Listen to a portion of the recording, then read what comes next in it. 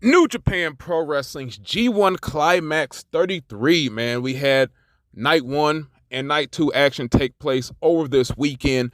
If you're a fan of New Japan Pro Wrestling like myself, this is essentially Christmas for you, man. So Merry Christmas, Happy Holidays, man. Let's go ahead and get into these festivities. So, like I said, we had first two nights. First night took place on Saturday.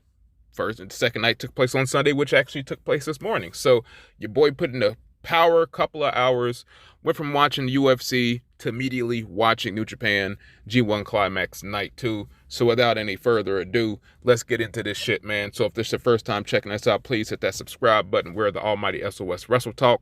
I am the puroresu Fly God.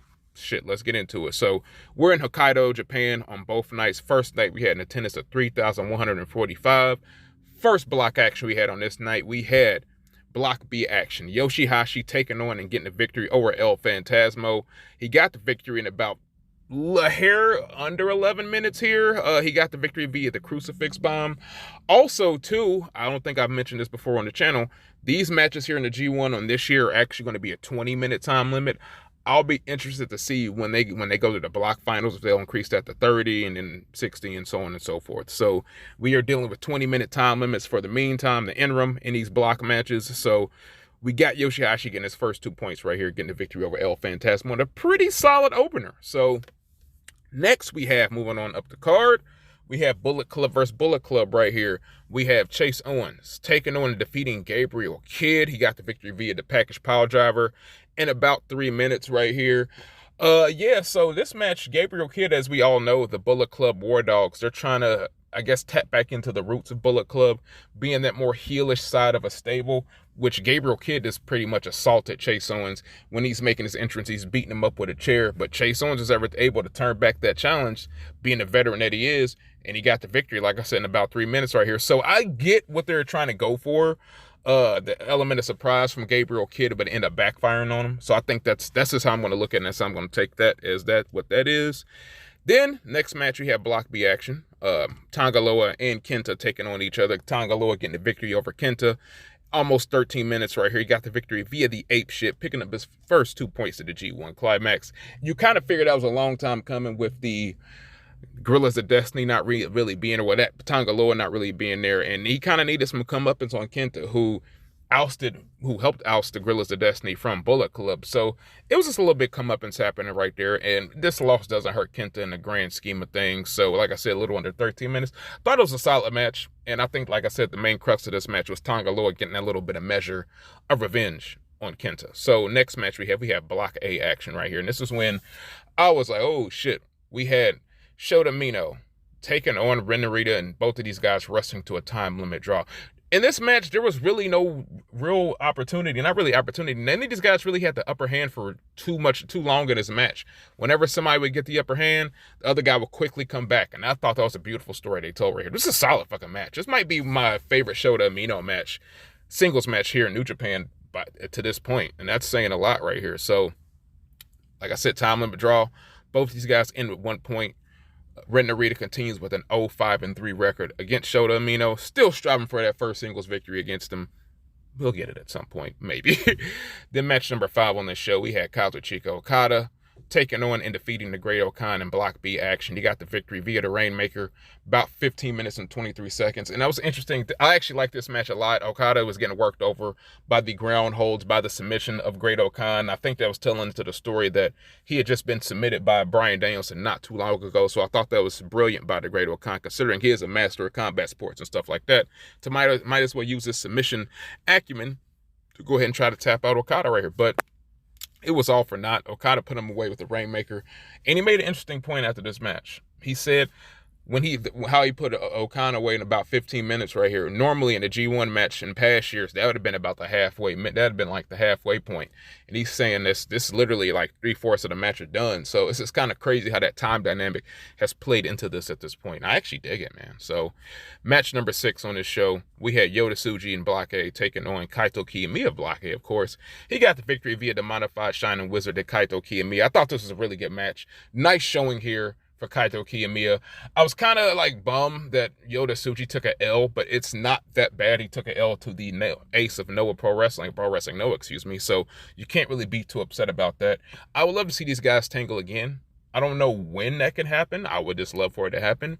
We got the victory, like I said, Kaito Kiyomiya getting the dub, first 2 points in the G1 Climax ever for him. So then the penultimate match of the show, we had Taichi taking on and defeating Will Ospreay via the Black Mephisto in 17 minutes and 43 seconds.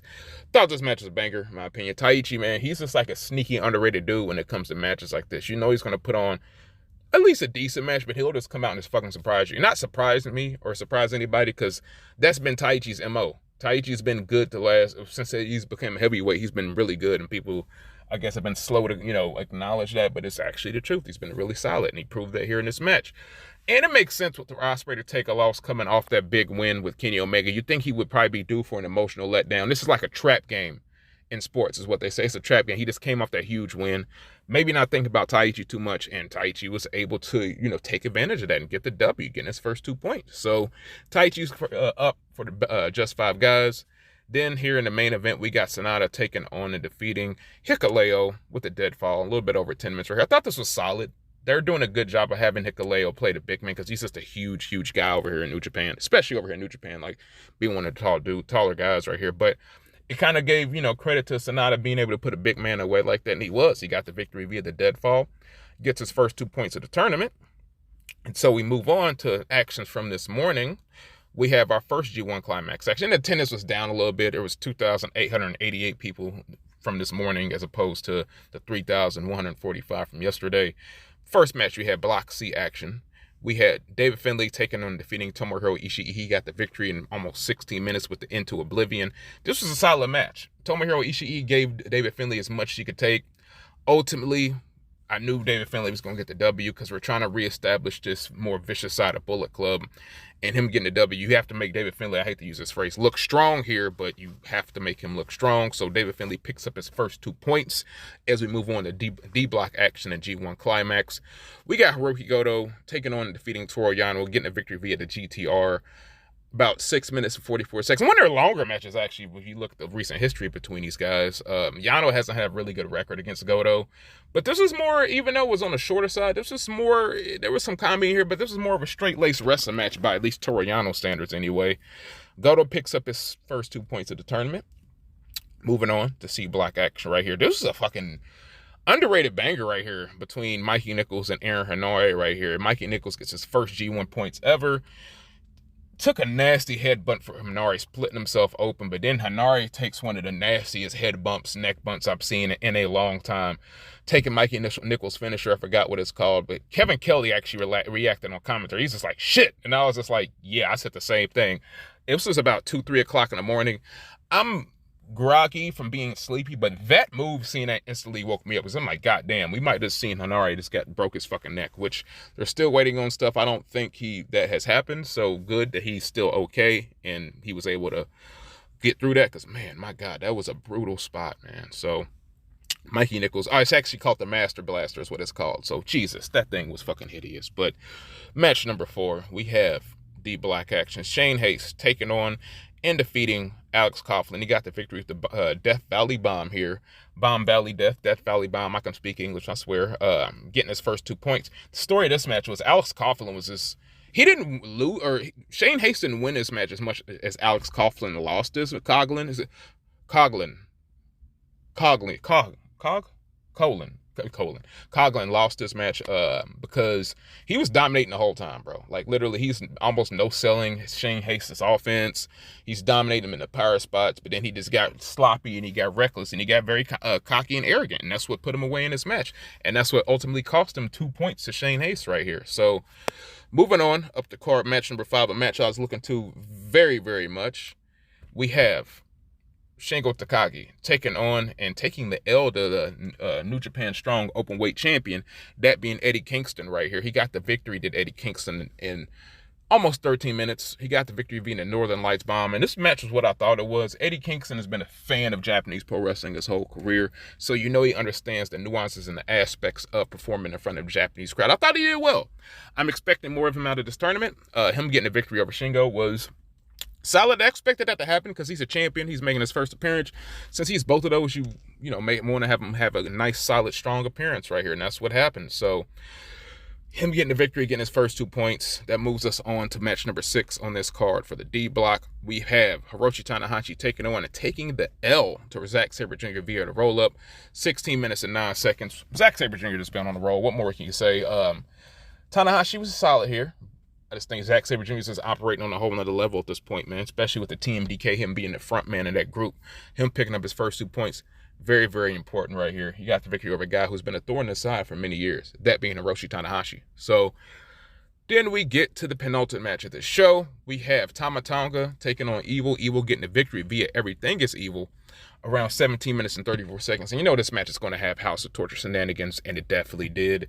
It cost Tama Tonga. The referee did not see a low blow that was put up on him by Evil, and it got Evil the victory right here. So Evil picks up his first 2 points. And I'm interested to see how they do Evil in this tournament, man. Like, he's going to be a dude to where I don't see him winning the block, but he's going to be a threat, and he's going to be a detriment to a lot of people here. So I'm going to be interested and eager to see how they play this. And to me, in the match of the night, man, maybe match of the 2 nights right here, we have Jeff Cobb taking on defeating Tetsuya Naito, getting the victory via the Tour of the Islands around 14.5 minutes, man. They went balls to the wall, fast paced. And I think these fast style matches is actually going to attribute to a guy like Naito, because he has that faster paced style. He can actually do fast paced self plays, but I just think when Naito goes fast, I think he's definitely one of the best in the world, and I think people need to see and recognize that. So, but without further ado, Jeff Cobb was able to keep that fast pace and put a little strength behind it and getting the victory via the Tour of the Islands. Then post match, he gives it's funny. It was a United Empire roll call with Naito's hat, and he kicks it and all that good stuff. So the first 2 nights of G1 Climax, if you ask me, were a success. Definitely check these matches out if you can. I say my recommended matches are Shota Umino versus Ren Narita. You also got Naito versus Jeff Cobb right here.